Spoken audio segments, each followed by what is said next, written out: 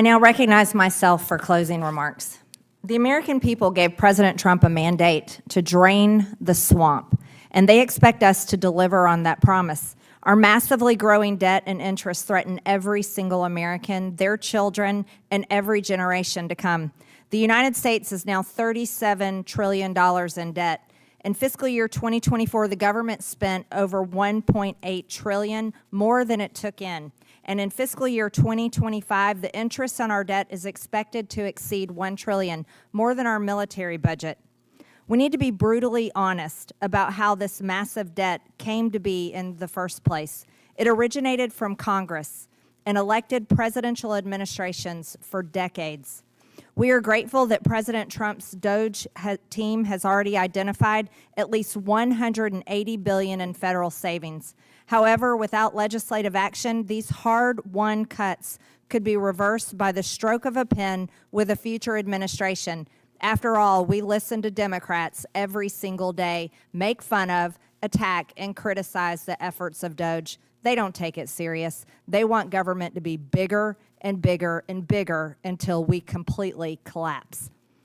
Congress must use every tool at our disposal to make the hard work of the Trump administration permanent.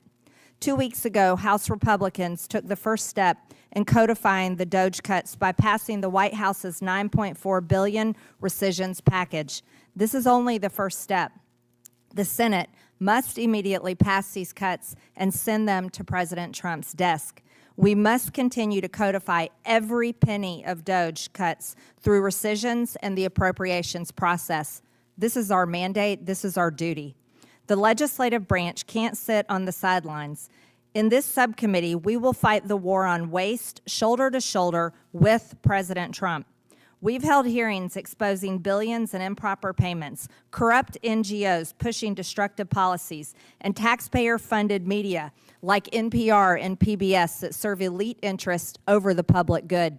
We've uncovered shocking examples like USAID funneling money to undermine U.S. interest abroad, lavish spending on empty federal buildings, and so-called nonprofits bankrolling illegal immigration.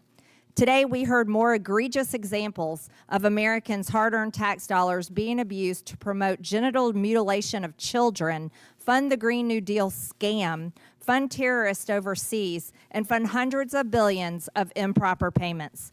The American people overwhelmingly support the cuts, and I don't know what faulty polls my Democrat colleagues are using to back their claims saying otherwise, but I've never heard of any legitimate poll that adds up to 110%, like the one on their poster that was displayed here today. What a joke. What a pathetic example. My God. Maybe they should support spending a little more on teaching actual mathematics in the classrooms and a little less on seeking to advance racial justice in mathematics, like the National Science Foundation grant. Regardless, we know the American people are behind the DOGE efforts, and we know the American people don't believe stupid fake polls that have math that make no sense. Exposing this waste and abuse is only half the battle. To win this war, we need to make sure these cuts aren't just temporary.